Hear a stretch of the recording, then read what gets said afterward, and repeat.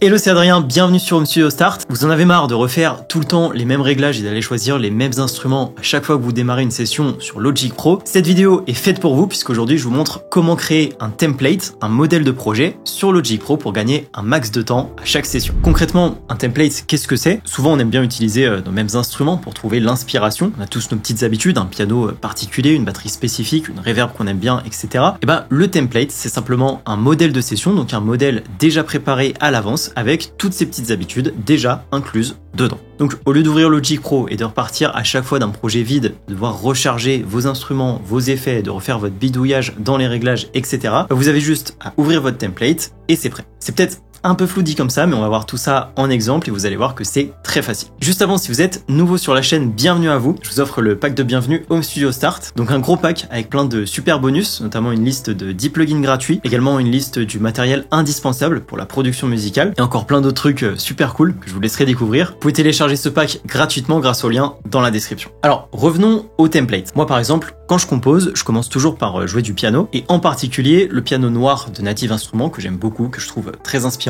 Donc avant de créer mes templates, quasiment toutes mes sessions commençaient de la même façon et ressemblaient à peu près à ça. J'ouvrais un projet Logic Pro, je créais une piste d'instruments. Ensuite, je venais charger le Complete Control dans le module d'instruments. J'allais chercher le piano noir dans les banques d'instruments. Je partais souvent du preset Basic Pure, puis je bidouillais un petit peu les potards jusqu'à ce que le son me convienne.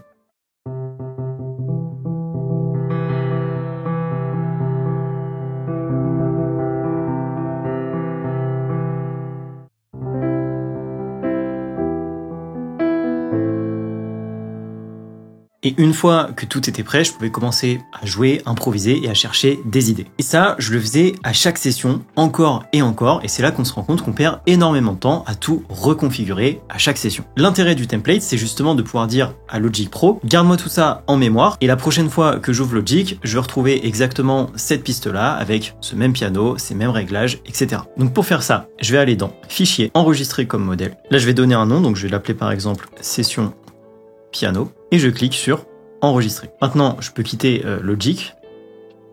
J'enregistre pas, c'est pas grave. Et je vous montre, je rouvre Logic Pro. Dans la colonne de gauche, je vais choisir mes modèles. Et je retrouve bien ma session piano que je viens d'enregistrer. Donc je double-clique pour l'ouvrir. Et là, si je joue,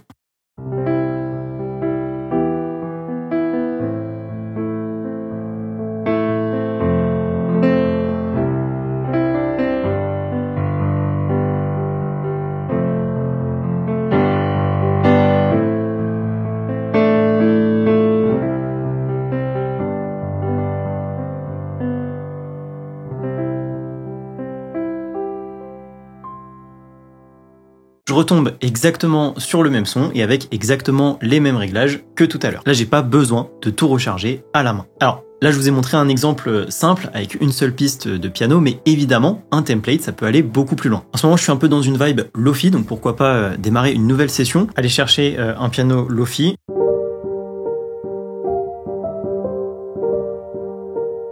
Voilà, j'aime bien la couleur de celui-là. Admettons, je peux pourquoi pas pousser l'exemple un peu plus loin, venir mettre un EQ sur le piano pour l'étouffer un petit peu plus.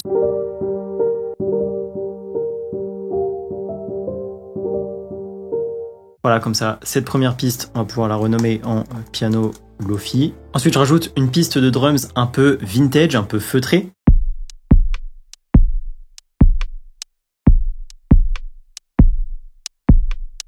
Pourquoi pas, ici je peux renommer drums, voilà, je peux même régler les volumes, ici je vais baisser un tout petit peu les drums, voilà. Et une fois que tout est calé comme je veux, une fois que j'ai préparé la base de ma session, et bah comme tout à l'heure, je vais aller dans Fichier, Enregistrer comme modèle, je lui donne un nom, donc par exemple ici je vais l'appeler Lo-Fi base, et je clique sur Enregistrer. Comme ça, la prochaine fois que je veux bosser sur un morceau Lo-Fi, bah, j'ai juste à rouvrir Logic, je retourne dans mes modèles. Là, j'ai bien ma session Lo-Fi base, je double-clique pour l'ouvrir et je peux directement commencer à bosser avec mes sons, avec mes réglages. On voit qu'il a bien sauvegardé le channel EQ pour étouffer le piano de tout à l'heure. Après, bien sûr, vous pouvez aussi créer des templates adaptés à vos types de projets. Par exemple, un template dédié à l'enregistrement des voix où vous avez déjà votre micro sélectionné, une piste prête à enregistrer, peut-être avec un compresseur et une reverb. Pourquoi pas un autre template dédié au mixage avec vos puces déjà créées. Je dis n'importe quoi, peut-être que vous avez l'habitude de renvoyer toutes vos pistes de batterie vers un bus compresseur, peut-être que vous pouvez justement créer un template pour mettre tout ça en place. À vous de voir ce qui vous fait gagner le plus de temps. On peut aller très loin avec les templates. J'espère que cette vidéo vous aura été utile. Je vous remercie de m'avoir regardé. Je vous dis à la semaine prochaine.